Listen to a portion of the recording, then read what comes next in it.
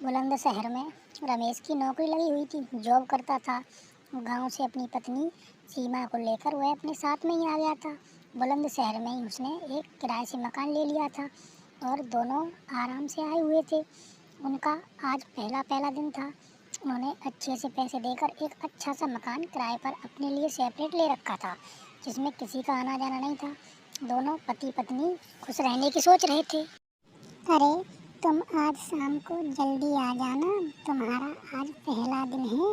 मेरा भी आज पहला दिन है। मेरा मन नहीं लगेगा तुम्हारे बिना जब तक तुम जल्दी नहीं आ जाओगे। ज़्यादा देर नहीं करना। इस शहर में हम अकेले हैं, हमारी अभी कोई परिचय भी नहीं हुई है यहाँ। अरे सीमा, तुम बिल्कुल चिंता नहीं करो। इस शहर में सभी लोग बहुत अच्छे हैं, सभी सबका ख्याल रखते हैं। तुमको किसी बात की परेशानी नहीं आएगी। हमारे घर में कोई आएगा भी नहीं। हाँ, और अच्छे से दरवाज़ा बंद कर लेना।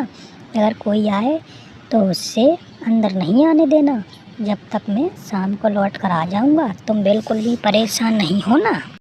बेचारी सीमा का मन नहीं लगेगा, अभी अकेली है, कोई साथ में रहने वाला नहीं है। चलो मैं टाइम से जल्दी आ जाऊँगा, नहीं तो बेचारी परेशान होगी।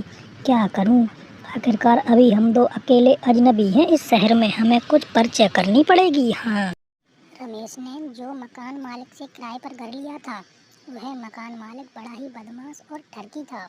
वह आती जाती औरतों को छेड़ता रहता था। अब तो उसके घर में एक सुंदर सी लड़की जो आ गई थी। अरे यार, क्या गांव की लड़की है, इससे अगर मेरा टाँका भिड़ जाए तो मज़ा ही मज़ा है। मैं क्या करूं, चलो मैं इसके घर चलता हूं। लगता है इसका पति तो निकल गया। अब मैं इसको वहला फुसलाकर अपने चरित्र में लेकर आऊँगा, तभी मेरे को शांति मिलेगी। मन नहीं लग रहा मेरा। अरे दुबे जी, कैसे आए? अभी तो मेरे पति जॉब पर चले गए हैं। कुछ काम हो तो शाम को आ जाना। अभी तो मैं घर पे अकेली हूँ। अभी तुम चले जाओ, अभी कोई है नहीं। हम अभी नए हैं, हम जाना परिचय नहीं बढ़ाना चाहते इस शहर में। अरे तुम चिंता क्यों कर रही हो, तुम्हें जो चाहिए वो बता देना, सब फ्री है तुम्हारे लिए। मैंने घर भी तुम्हें देख कर ही दिया था आपने। मैं किसी को किराए पर मकान नहीं देता। अगर तुम्हें किसी बात की समस्या हो तो मेरे पास चली आना, किसी बात की समस्या नहीं आने दूंगा, तुमको खुश कर दूंगा। हम हो जाती है। उनका मकान मालिक बड़ा ही ठगी और बदमाश था। सीमा उसकी बातों को समझ नहीं पा रही थी।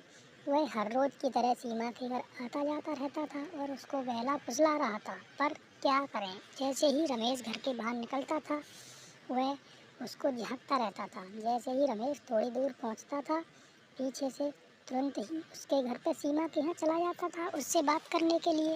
चलो चलो, निकल गया उसका पति तो अब उसको फिर वहला फुसलाऊंगा। अगर काम हो गया तो मज़ा ही आ जाएगा। गांव की लड़कियां होती ही बड़ी लाजवाब हैं।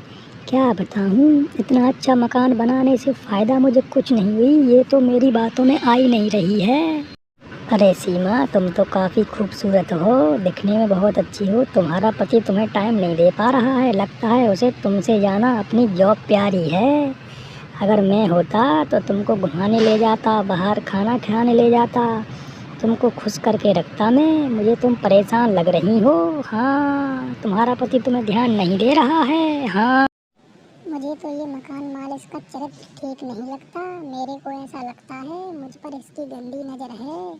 क्या करूं, जब तक कोई अच्छा सा सबूत नहीं मिल जाता तो अपने पति को भी नहीं बता सकती। अब तो मुझे घबराहट होती है दरवाज़ा खोलने में, कहीं मेरे साथ कुछ गलत ना कर बैठे।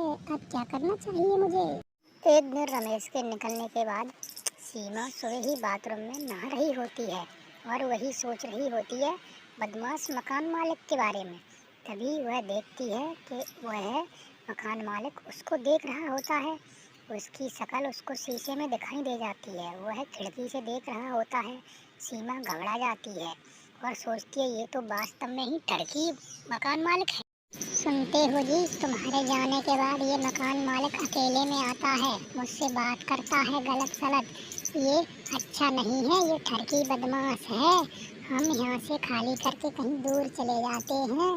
आज तो मैं बाथरूम में नहा रही होती हूँ, तब मुझे देख रहा था। यहाँ से चलते हैं। ठीक है सीमा, तुम सही कह रही हो।